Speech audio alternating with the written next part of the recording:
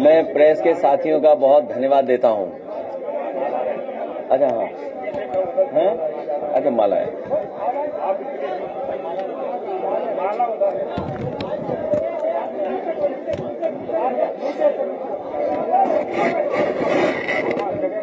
खड़े होने की जगह नहीं रख देंगे माली जी को।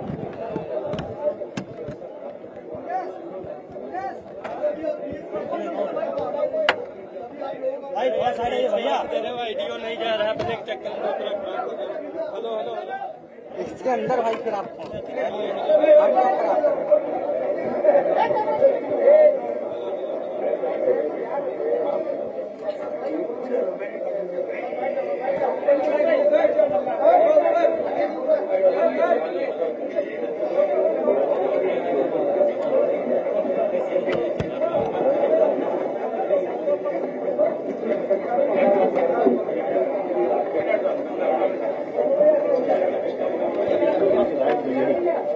यही सब पे चला। सभी मंचासीन अतिथियों से और सभी सम्मानित साथियों से आग्रह है, एक संकल्प राष्ट्रीय एकता दिवस के अवसर पर हम सब लोग लेंगे। मैं इधर से वाचन करूंगा, आप उसे दोहराएंगे। जी खड़े होकर के।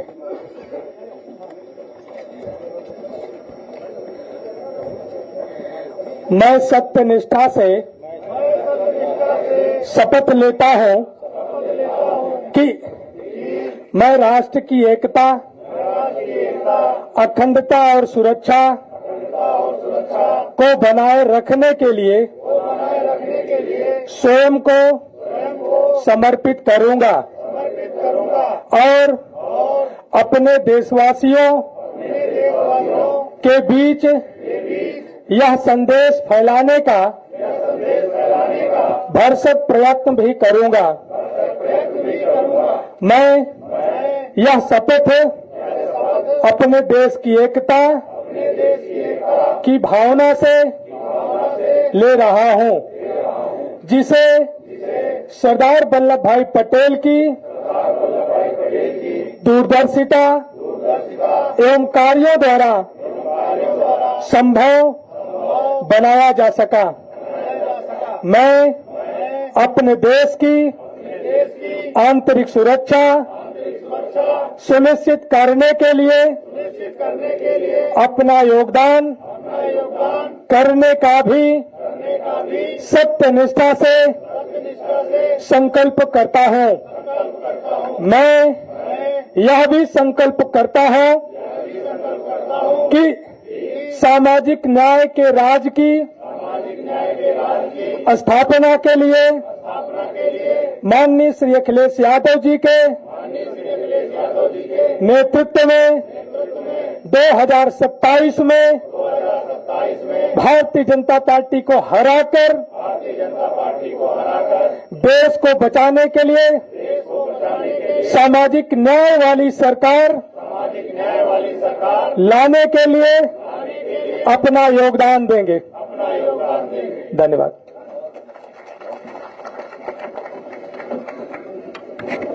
Doctor R.K. वर्मा जी, नरेंद्र वर्मा जी, आशुतोष वर्मा जी, लालजी वर्मा जी, हमारे पार्टी के अध्यक्ष रहे नरेश उत्तम जी पटेल जी, और बड़ी संख्या में विधायक चित्रकूट से लेकर के और सभी साथी जो आज आए हैं।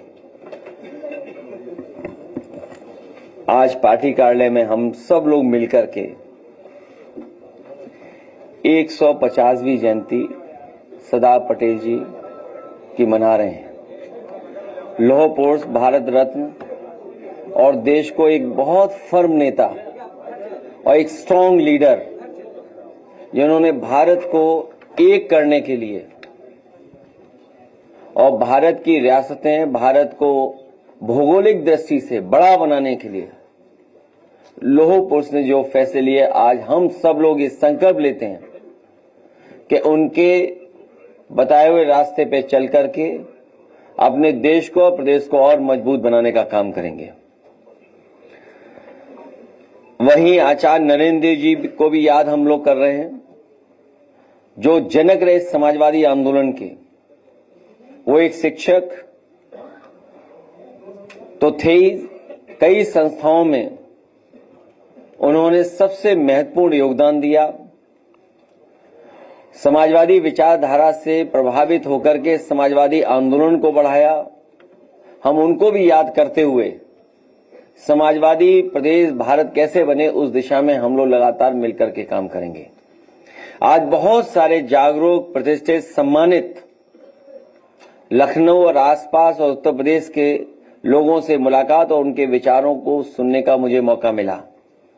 उनके ही बीच से कई महत्वपूर्ण सुझाव आए हैं और देश के परिवर्तन के लिए, प्रदेश के परिवर्तन के लिए और समाज को खुशहाल और एकजुट करने के लिए जो विचार आए, मैं उनके विचारों से अपने आप को जोड़ता हूं, उनकी भावना से अपने आप को जोड़ता हूं और भरोसा दिलाता हूं कि पीडीए हम सब लोग उसी दुख की कड़ी से बंधे हुए लोग हैं।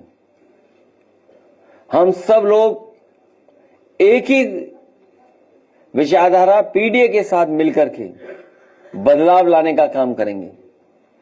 जहां सुझाव आए वहीं ये भी बात रखी गई कि आने वाली पीढ़ी के भविष्य को बनाने के लिए मॉडर्न और समय के हिसाब से जो पढ़ाई और टेक्नोलॉजी है, अगर उस तरह की यूनिवर्सिटी बने सरदार पटेल जी के नाम पर, तो वो हम लोग बनवाने का काम करेंगे आने वाले समय में। उनके सम्मान के लिए भी कोई बड़ा काम और भी करने का काम करेंगे। वहीं ये भी सुझाव आया है कि जब SIR हो रही है उत्तर प्रदेश में, SIR बड़ी एक्सरसाइज है जहां पर सरकार के अधिकारी हर घर जाएंगे, हर घर में विजिट करेंगे, हर वोटर से संपर्क जुड़ेगा।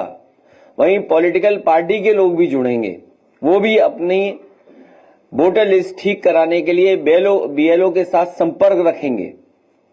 उस समय हम लोग मांग करते हैं कि जब इतनी बड़ी एक्सरसाइज हो रही है हर वोटर की और इतनी बड़ी वोटर लिस्ट बनने जा रही है, तो एक महत्वपूर्ण डेटा जो हम सब लोग मांग करते रहे हैं, उसके लिए केवल एक कॉलम और बढ़ाना है।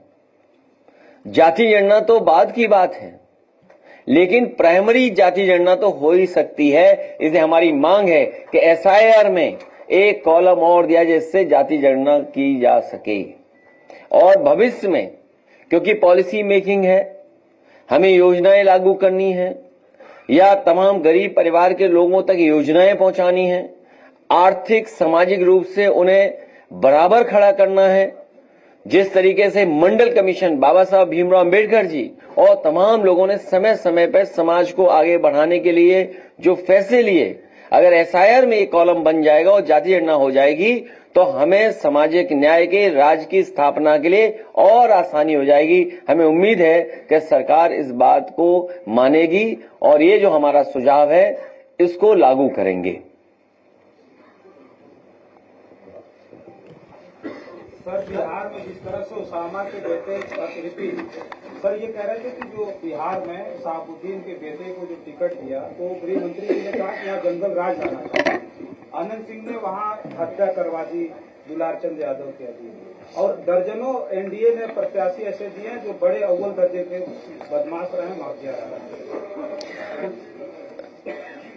मैं सीरियस नोट पे ये बात कहना चाहता हूं कि जो मुद्दे बिहार में उठाए जा रहे हैं, आखिरकार भारत सरकार इतने सालों से क्या कर रही थी, या लॉ एंड ऑर्डर के सवाल पर जो आज दूसरे दलों को घेर रहे हैं, इतनी बड़ी घटना हो जाना, जहां पर हत्या होना,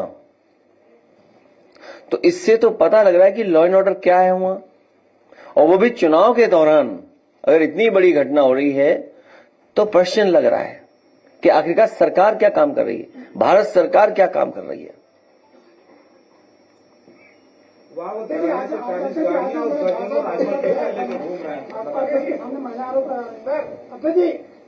आजमगढ़ में भाजपा के कार्यक्रम में भाजपा की महिला आरोप लगा रही है, महिलाओं को भाजपा में शोषण हो रहा है। इससे पहले भी आपको पता होगा एक प्रदेश के अध्यक्ष से उन्होंने पूछा योजना कैसी चल रही है, इनको पहचानते हो? तो याद है उस महिला ने क्या कहा था? मुझे याद नहीं आ रहा।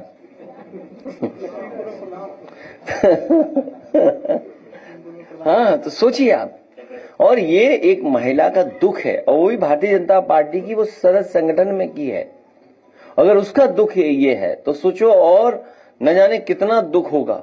इसीलिए आंकड़े अगर हम देखते हैं तो सबसे ज्यादा असुरक्षित महिलाएं बेटियां कहीं हैं तो वो उत्तर प्रदेश में हैं।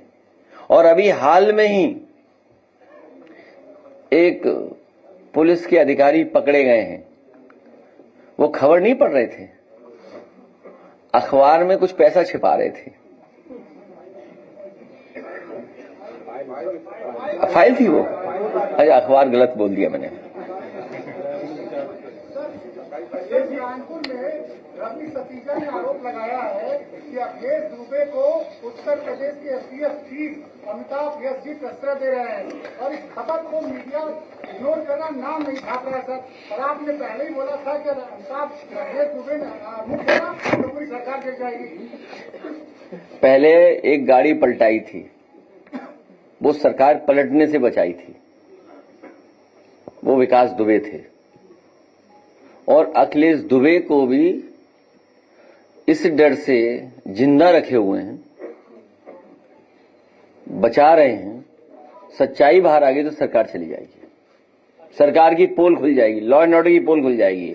इसमें आप लोग हमारा सहयोग करो। हालांकि विषय से अलग चला जाऊंगा मैं, लेकिन हमारे प्रेस के साथियों का ये भी योगदान रहता है कुछ न कुछ। अभी हाल ही में त्योहार के समय पर मैंने कहा सुझाव दे दूं एक आपको। मैंने सुझाव दिया। मैंने दियों के खिलाफ तो नहीं बोला था ना। मैंने कहा सुझाव देता हूं कि दुनिया में ऐसे भी देश हैं जहां महीनों रोशनी रहती है। फिर घसियारी मंडी के लोगों को मैंने एक वीडियो डाला कि कम से कम यहां देख लो कि भाई दिए भी जल रहे हैं और रोशनी भी है भगवान कृष्ण के। अरे चैनल वालों, अखबार वालों, आज सरदार पटेल जी को तो याद करो। लौह पुरुष सरदार पटेल जी क्या देश बनाना चाहते थे, मजबूत देश बनाना चाहते थे। हमारे कमजोर प्रेस के लोग कैसा मजबूत देश बनाएंगे बताओ। मैं अपना वीडियो दिखाना चाहता हूं और आपका भी वीडियो दिखाना चाहता हूं। क्या मजबूरी है वीडियो के, मतलब प्रेस के लोगों की।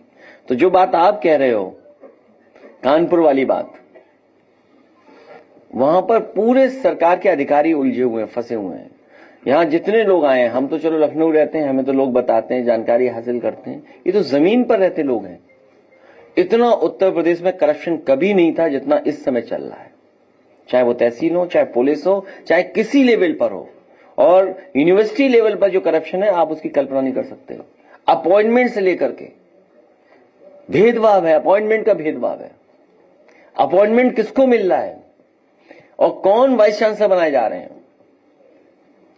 तो इसलिए मैं चाहूंगा पहले अपने हम वीडियो दिखाएं, फिर अपने प्रेस के साथियों का जो उनका है, उनकी मजबूरी है, क्योंकि अंतोगत समाजवादियों को लड़ना तो उद्योगपतियों से पड़ेगा।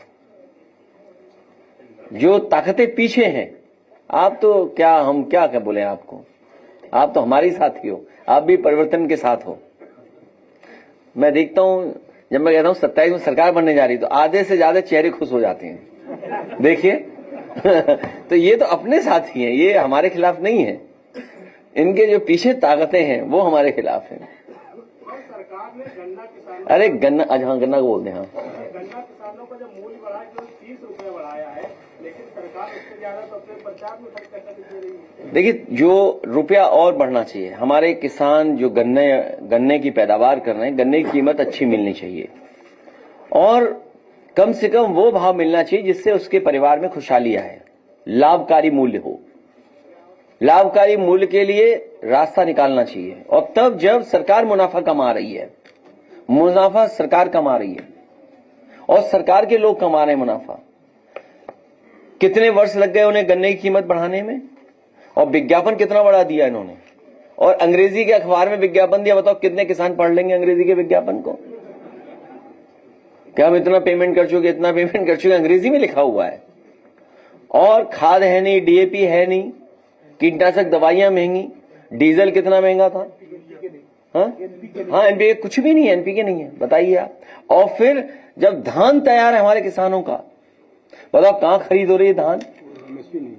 एमएसपी जो तय है वो भी कहीं उपलब्ध नहीं, कहीं दे नहीं ले पा रहा किसान। कोई जिला नहीं, ये फतेहपुर के कहीं एमएसपी नहीं मिल रही होगी। 16-17 में बताइए आप कौन ले जा रहा है? और एमएसपी का जो ऐलान है वो कितने का है? वो आखिरकार बीज का कौन ले जा रहा है पैसा? सोचिए कहां जा रहा है पैसा। और आपको मैं बता दूं, गन्ने के कीमत तो बढ़ाई, प्रचार बड़ा किया, लेकिन आप एक खबर नहीं सुन पाए और आपने भी जानी होगी, मंडियां बेचने की तैयारी है। जो 3 काले कानून थे किसानों के, उसमें ये भी ऑप्शन था, उस कानून में ये भी था कि प्राइवेट की जाएंगी मंडियां प्राइवेट हाथों में होंगी।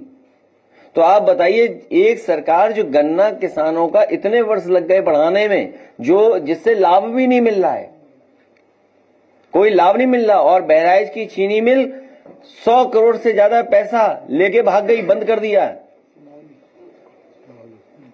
और तमाम मालिकों से मिली हुई सरकार है ये। जब हमारे आपको धोखा दे रहे थे प्रचार से, तो पीछे मंडी बेचने का फैसला ले रहे थे। बताइए मंडियों की कीमत क्या है? यहां जितने लोग जानते हैं, मंडियां बहुत कीमती जमीन पर हैं।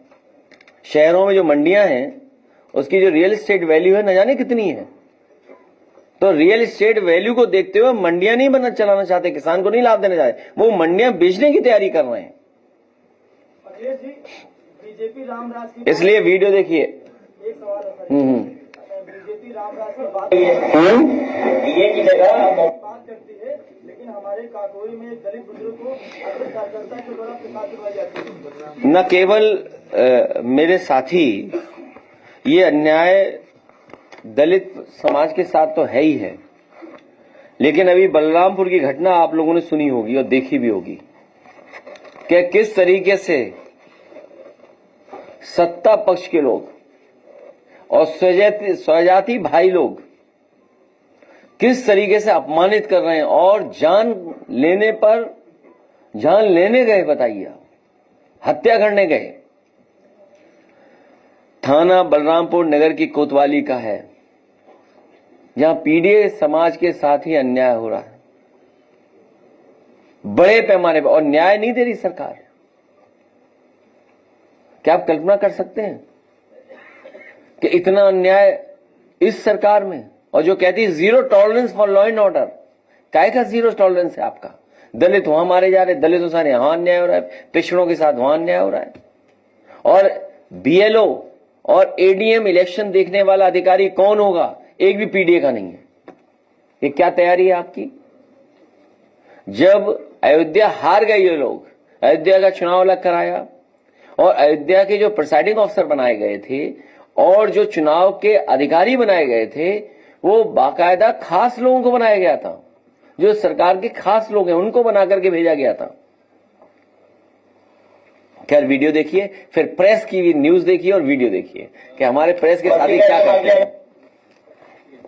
अभी इसके बाद गरीब लोग वहां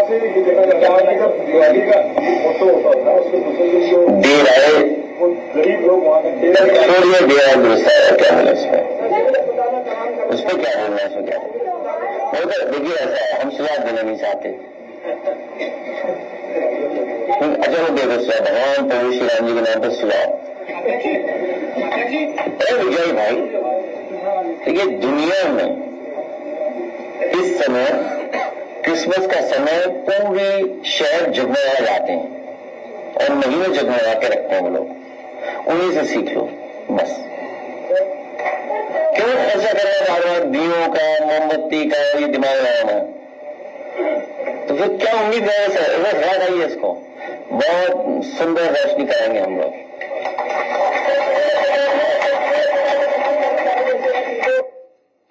अब प्रेस की रिपोर्ट है। अयोध्या में दिए मोमबत्ती जलाना फिजूल खर्च लग रहा, फिजूल खर्च। आज हमें ना, आज बीजेपी और एक बहुत बड़ा वर्ग ना सफाई महोत्सव की याद दिला रहा है। फिजूल खर्च की बात आ जाती है ना, कि वो फिजूल खर्च की श्रेणी में आता था या नहीं आता था। जहां 100 करोड़ रुपए पानी की तरह बहा दिए जाते थे, सितारों को चार्टर्ड प्लेन से उतारा जाता था, 9 हवाई जहाज उतारे जाते थे, फिल्मी कलाकारों पूरा प्रशासनिक अमला वहां सेवा में तैनात होता था। आप जानते हैं कि रिपोर्ट के मुताबिक, सुनिएगा, फिजूल खर्च की बात कर रहे हैं ना अखिलेश यादव जी, फिजूल खर्च, ये फिजूल खर्च की श्रेणी में आते हैं। मीडिया रिपोर्ट्स के मुताबिक 2014 में सैफई महोत्सव पर 334 करोड़ रुपए खर्च किए गए थे। इनको दियों से कष्ट हो रहा है, 334 करोड़, ये नहीं था फिजूल खर्च।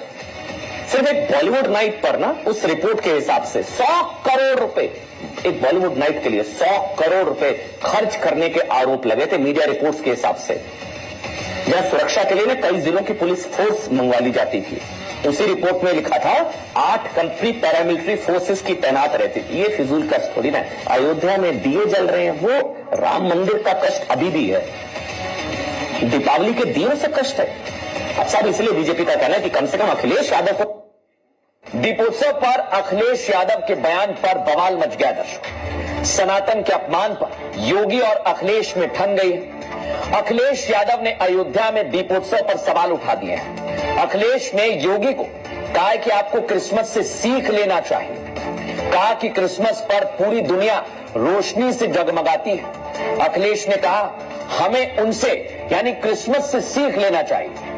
दिए और मोमबत्तियों पर पैसा खर्च करने का क्या मतलब? सोचिए आप, अखिलेश यादव कह रहे हैं, वो कह रहे हैं कि योगी सरकार को हटा दीजिए, हम जब सरकार में आएंगे तो ऐसी सुंदर लाइट लगाएंगे। अखिलेश यादव के इस बयान पर योगी आदित्यनाथ ने अयोध्या से ही जवाब दिया, जहां पर दिए जलाने का रिकॉर्ड बना है। योगी आदित्य, बस धन्यवाद। प्रेस के लोग कृपा करो थोड़ा। मैंने ये वीडियो इसलिए दिखाया कि प्रेस के लोग थोड़ा कृपा करो।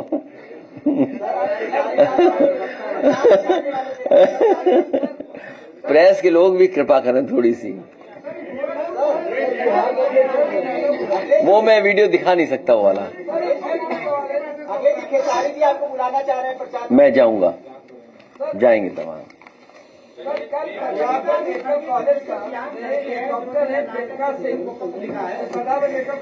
प्रियंका सिंह ने प्रसव के लिए आई महिला के पति से कहा कि अगर आपके पास पैसा नहीं तो आप बच्चे पैदा क्यों कर रहे हो। और इसी तरह की दूसरी घटना मिर्जापुर में हुई, जहां प्रसव के लिए महिला गई और अस्पताल के बाहर टीचर था, इसलिए एम्बुलेंस ने थोड़ी दूर गेट के बाहर उतार दिया और टीचर में ही प्रसव हो गया महिला का। क्या बताएं मेडिकल के लिए, ये घटनाएं, सूचनाएं लगातार मिल रही हैं। और बीजेपी के तमाम बड़े नेता जो सरकार में हैं, जब इन्हें अच्छा इलाज कराना होता है तो समाजवादी सरकार में बना हुआ मेदांता अस्पताल में जाते हैं। मैं उत्तर प्रदेश के लोगों को भरोसा दिला सकता हूं कि जिस तरह कैंसर इंस्टीट्यूट बना है, वर्ल्ड क्लास कैंसर इंस्टीट्यूट, या लोहिया अस्पताल में फ्री इलाज होता था, सैफई मेडिकल यूनिवर्सिटी में फ्री इलाज होता था, केजीएमयू में गरीबों के इलाज के लिए अलग से फंड दिया जाता था। किसी भी गरीब परिवार के सदस्य को अगर अस्पताल भेजा जाएगा तो उसका फ्री इलाज होगा, उस पर कोई भी अतिरिक्त खर्चा नहीं आने दिया जाएगा। और मेडिकल की वर्ल्ड क्लास फैसिलिटी प्रोवाइड करेंगे। जब 4 लाख करोड़ के लगभग यूपी का बजट समाजवादी सरकार में था, तो बड़े पैमाने पर 108, 102 एम्बुलेंस चलाई गई थी, जिससे फोन करने पर गरीब के गांव घर पहुंच करके एम्बुलेंस अस्पताल तक ले जाती थी। आज तो 8 लाख करोड़ है। आने वाले समय में समाजवादी सरकार बनेगी तो न केवल एम्बुलेंस बढ़ाया जाएगा, बल्कि सुविधा अस्पतालों में दी जाएगी, जिससे किसी भी गरीब को इस तरह की समस्या का समाधान फेस न करना पड़े। दूसरा, इनकी सरकार में इलाज कराना, अगर आप इलाज कराने गए तो पता लगा आपको भी ओटी में पहुंचा देंगे।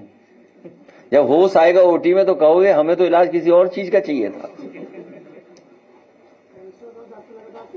सोचिए आप, दाएं पैर में बताओगे कि प्लास्टर बंधना है, कहो बाएं बांध दें। इनकी स्वास्थ्य सेवाएं पूरी खत्म हो चुकी हैं। चुनाव के मलौखड़ा में एक रीति याद है क्या हुआ, अपना चैनल सुधारो थोड़ा। हाँ, आपका ही नहीं यार, क्या चीज? खड़गे जी ने भी वही कहा जो आपने सुबह कहा था कि सरदार पटेल ने आरएसएस को बैन किया था। खड़गे जी भी वही बात कह रहे हैं। नहीं, ये सच्चाई है। और जब अंडरटेकिंग दी थी, गिवन अंडरटेकिंग, तब आरएसएस पे बैन हटा था। अंडरटेकिंग क्या माने हम इसको? और आपको दूसरी बात और बता दें, ये जो भारतीय जनता पार्टी है, इसकी ओरिजिनल पार्टी आरएसएस है, वहीं से निकले हैं। और जब भारतीय जनता पार्टी का गठन हुआ था, उस समय भारतीय जनता पार्टी के गठन के समय पर उनका जो प्रेसिडेंशियल भाषण था, उसमें यह तय किया गया था कि सोशलिस्ट और सेकुलर विचारधारा पर भारतीय जनता पार्टी चलेगी। तो जैसे वो झूठ बोलते हैं, वैसे झूठ बोला था उन्होंने उस समय भी। क्या ये सेकुलर रास्ता है इनका? क्या सोशलिस्ट रास्ता है? आप पूरे देश की इकोनॉमी चाइना को दे दे रहे हैं। आप पर हर दिन अमेरिका के राष्ट्रपति दबाव बना रहे हैं, और आपने बाजार खोल दिया उनके लिए। हमें आपको उलझाए हुए हैं यहां पर और चीजों में। और सोचिए, आज के समय पर आंध्र प्रदेश, तेलंगाना, मेटा का, गूगल का या बड़ी बड़ी कंपनियों का वहां पर इन्वेस्टमेंट बढ़ रहा है, और हमें उलझाए हुए दूसरी चीजों में।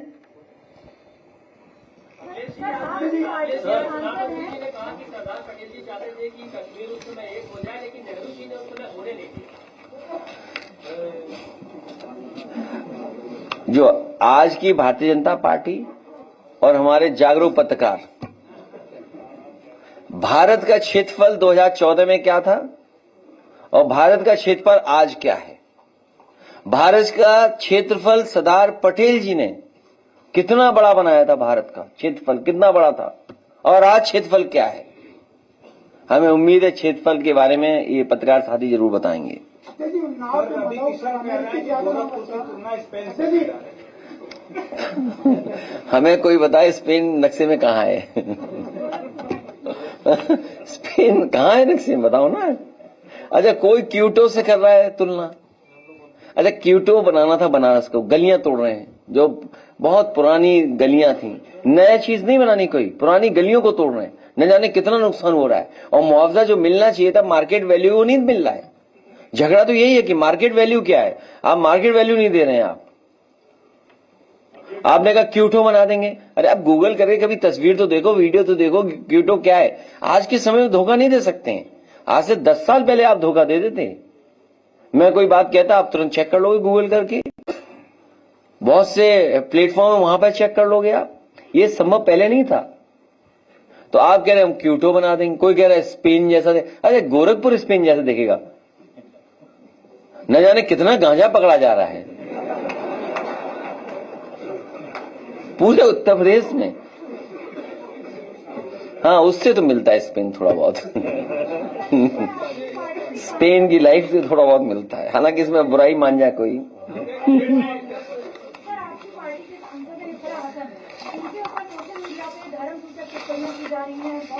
ये सब भारतीय जनता पार्टी के लोग हैं, ये पेड़ है। पहली बार ऐसा हो रहा है कि निगेटिविटी के लिए आपको पैसा मिल रहा है। आप किसी की इमेज को डैमेज करो, उसके लिए पैसा मिल रहा है। ये भारतीय जनता पार्टी ने पहली बार, और देश के पॉलिटिकल इतिहास में शायद पहली बार ऐसा हो रहा होगा कि निगेटिविटी के लिए पैसा मिल रहा है, अच्छाई के लिए पैसा नहीं मिलता है। अखिलेश जी, मल्लिकार्जुन खड़गे साहब का एक बयान आया, उनका मेरी निजी विचार है, मेरा आरएसएस बैन होना ही चाहिए। मैं एक काम करूं, मोबाइल लाए हो ना अंदर, मोबाइल लाए हो ना अंदर, आप चैट जीपीटी पे चेक करो क्यों बैन किया था सरदार पटेल जी ने। चेक इट आउट, चेक करो ना। हैं, आप घबराए हुए हैं, देखो। अरे चैट जीपीटी चेक करो ना क्यों बैन हुआ है, क्यों। गूगल पे चेक कर लो भाई। गूगल और चैट जीपीटी मैं तो लाया नहीं हूं भाई, ये तो भारत सरकार ही लाई होगी ना। खड़गे साहब का जो मानना है उससे मतलब आप इत्तेफाक रखते हैं? अरे मैं इत्तेफाक नहीं कर रहा, मैं आपसे कह रहा हूँ चैट जीपीटी निकालिए। अच्छा, चैट जीपीटी निकाल के मैं पढ़ देता हूँ, कोई बताइए चैट जीपीटी पे क्या सवाल है तुम्हारा, है? नो नो नो, तुम खैरी साहब ने क्या सवाल, क्या है? आरएसएस बैन होना ही चाहिए। Why was RSS banned? मेरा निजी विचार है। Why RSS was banned. Rashtriya Swayamsevak, देखो जो चैट जीपीटी बता रहा है, अगर मैं उसको ट्रांसलेट कर दूं आम और आप वही माने तो राष्ट्रीय स्वयंसेवक आरएसएस बैंड 3 बार हुआ इंडियन हिस्ट्री में, 3 बार। हिंदी में इनसे पढ़वा दे, अंग्रेजी में हम पढ़ दे रहे हैं, हिंदी का अंग्रेजी हिंदी ट्रांसलेट करते रहेंगे, ठीक है। एक तो महात्मा गांधी जी को 30 जनवरी 1948 by Nathuram Godse who had earlier been associated with the Hindu Mahasabha and had link with RSS. तो दोनों संस्थाओं को बैन किया था सरदार पटेल जी ने, दोनों संस्थाओं को। और उन पर इल्जाम था कि उन्होंने राष्ट्रपिता महात्मा गांधी की हत्या में उन साजिश की है। और उस समय the government led by Jawaharlal Nehru ji and Vallabh Bhai Patel जी 4 जनवरी को इंडियन पेनल कोड 188 के तहत बैन हुए थे। तो ये तो चैट जीपीटी बता रहा है, हम थोड़ी बता रहे हैं। अब केस कर दो चैट जीपीटी पे, अगर कर सकते हो तो कर दो। और क्या पूछना बताओ, आई आस्क। हाँ अब देखिए क्यों, अब हाँ अब जो सवाल आप पूछ रहे हो उस सवाल का नेक्स्ट जवाब है the ban order accuse the RSS of spreading communal hatred and violence. बताओ आज फैला रहे हैं कि नहीं फैला रहे हैं? क्यों बैन हुआ था? बैन इसलिए, ये मैं नहीं कह रहा हूं, ये मैं नहीं कह रहा हूं, पत्रकार साथी हो, नहीं फिर ऐसी न्यूज बनाओ तुम जो अभी मैंने दिखाई कि सैफी में इतने खर्च हुए थे। अब देखिए गवर्नमेंट क्या रीजनिंग दी गवर्नमेंट ने उस समय कहा कि spreading communal hatred and violence. क्या इन बीजेपी के लोग नहीं कम्युनल हेट्रेड फैला रहे हैं? हमारे पत्रकार साथी ने बोला, एक नाम के बारे में पूछा, हम चुनाव प्रचार में जा रहे हैं, अरे हमारे मुख्यमंत्री जी तो बच्चों से खेल रहे हैं आजकल, हर दिन देखते हैं, हफ्ते 10 दिन 15 दिन वाले एक बच्चे को गोदी में उठाते हैं। अच्छी बात है, बच्चों के प्रति प्रेम होना चाहिए। और नाम बदलने का तो उनका पुराना स्टाइल है। अब मैं ये कहूं कि चैट जीपीटी से पूछ करके ओबामा का नाम, वो क्या नाम था, ओसामा, कि ओसामा का कोई नाम दूसरा बता दो हिंदी में या अरेबिक में, तो बहुत शेर सिंह नाम आ जाएगा। तो योगी जी को नाम बदल देना चाहिए था, उसका नाम अच्छा नहीं लग रहा था ओसामा, तो शेर सिंह नाम कर देते। तो अब second line, creating an atmosphere that led to Gandhi's assassination, कि उन्होंने वो वातावरण पैदा किया जिसकी वजह से राष्ट्रपिता महात्मा गांधी जी की हत्या हुई। ये आरोप लगा आरएसएस पे और हिंदू महासभा पे। और engaging and sacred and activities against the state, और इस भारत सरकार के खिलाफ अंडरग्राउंड गलत प्रचार करना, वो आज भी हो रहा है। मुख्यमंत्री अभी बिहार गए थे, तो ये तो अब बताइए क्या करें। वो तो हिस्ट्री हो चुकी है। अच्छा चलो चैट जीपीटी यही पूछते जो बात आप कह रहे हो, आर दे, नहीं ये पूछना है, हिंदी में पूछो जो ये सवाल है इनका। चैट जीपीटी नहीं, दूसरा सवाल जो पूछ रहे हैं, are they still spreading hatred, दो हिंदी पूछो ना चैट जीपीटी पे। क्या आज भारतीय जनता पार्टी आदि सरकार में आरएसएस का प्रतिबंध लगाना चाहिए? नहीं, अभी भी हेट्रेड फैला रहे हैं कि नहीं फैला? सांप्रदायिक सद्भाव बिगाड़ने का प्रयास कर रही है। चल वाह, मेरे धन्यवाद साथी। अब चैट जीपीटी भी बैन होगा।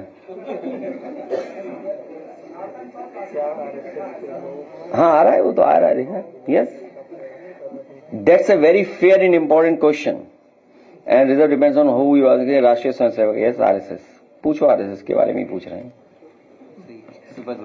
हैं? हाँ, बीजेपी सांप्रदायिक स्वाद खराब करती है। अब बताओ मैं क्या कर सकता हूँ इसके लिए? बताओ मैं क्या कर सकता हूँ? हाँ, तुम टॉपिक के बदले चैट जीपीटी और हमारे नेटवर्क 18 से बात हो रही है।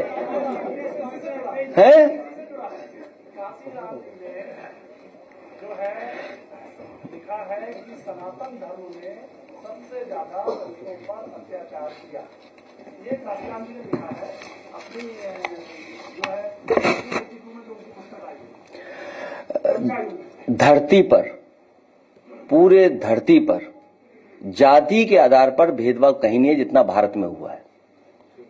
और जितना दलित अपमानित हुआ है या दलित के साथ जिस तरह का व्यवहार हुआ है, शायद धरती पर व्यवहार इस तरह का किसी जाति के आधार पर नहीं हुआ होगा। आओ नेक्स्ट सवाल चैट जीपीटी। मेरा सवाल था अरे भाई नहीं मैं देखिए जो खड़गे साहब कह रहे हैं कांग्रेस पार्टी के नेता, देखिए नहीं तुम क्यों उलझ रहे हो भाई मुझसे। मैंने कहा जो सवाल ये पूछ रहे हैं वही सवाल अगर कांग्रेस पार्टी के राष्ट्रीय अध्यक्ष जी कह रहे हैं और वही सवाल मैं अगर चैट जीपीटी से पूछता हूं तो जो वो कह रहे हैं वही चैट जीपीटी कह रही है, उसी हम सहमत हैं। अब बताओ आप।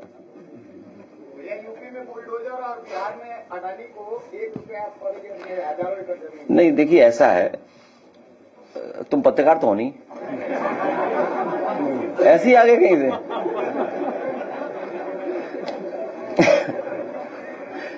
नहीं, हम एक काम करेंगे, यूपी में सरकार बनाओ, कोई भी उद्योगपति हो और अगर 10,000 लोगों को नौकरी दे, 20,000 लोगों को नौकरी दे, तो हम उसे चवन्नी में भी दे सकते हैं जमीन। चवन्नी में हम तो कहेंगे तेजस्वी जी से कि वो ₹1 वापस कर दें, उनसे शर्त लगा देंगे 10,000 लोगों को नौकरी देंगे। ₹1 की बात है ना, वापस हम चवन्नी में देंगे। भाजपा नेता है दिनेश लाल निरहुआ, खेसारी को कह रहे हैं कि वो यादव है ही नहीं, हिंदू विरोधी है। अरे तुम पत्रकार ही नहीं हो यार तुम पत्रकार नहीं हो, तुम ऐसे ही हो बस मित्र। वहाँ पे बिहार में कहते हैं मुख्यमंत्री जी, वहाँ पे बुलडोजर आया था, उसको तारीफ कर रहे थे, लेकिन मेरठ में एक बड़े पैमाने पर वहाँ पे बुलडोज किया गया, एक बिल्डिंग बुलडोज की गई है, वहाँ के व्यापारी बहुत परेशान है। देखिए वो बीजेपी की दुकानें जा रही है ना। मुझे कोई साथी बता रहा था कि ये फैसला पहले भी आया था समाजवादी सरकार में, तो उस समय हम लोगों ने दुकानें नहीं टूटने दी थी। उन सब लोगों ने बीजेपी को वोट दिया है तो रिटर्न गिफ्ट मिल रहा है बुलडोजर का। मैं एक बार फिर अपने सभी नेताओं का, जहां उपस्थित हैं नरेश उत्तम जी, लालजी वर्मा जी, उत्कर्ष वर्मा जी, आर.के. वर्मा जी, राजन चौधरी जी, नरेंद्र वर्मा जी, आशुतोष वर्मा जी, एस.पी. सिंह जी, H.N. पटेल जी, संदीप पटेल जी, अनिल पटेल, पंकज पटेल, अनिल वर्मा, इन सभी साथियों का, और जिनका नाम मेरा छूट गया है, बहुत सारे साथी हैं, पटेल यात्रा चलाने वाले बहुत सारे साथी लोग हैं, मैं सबका धन्यवाद और आभार प्रकट करता हूं। लाइए सवाल तुम्हारा।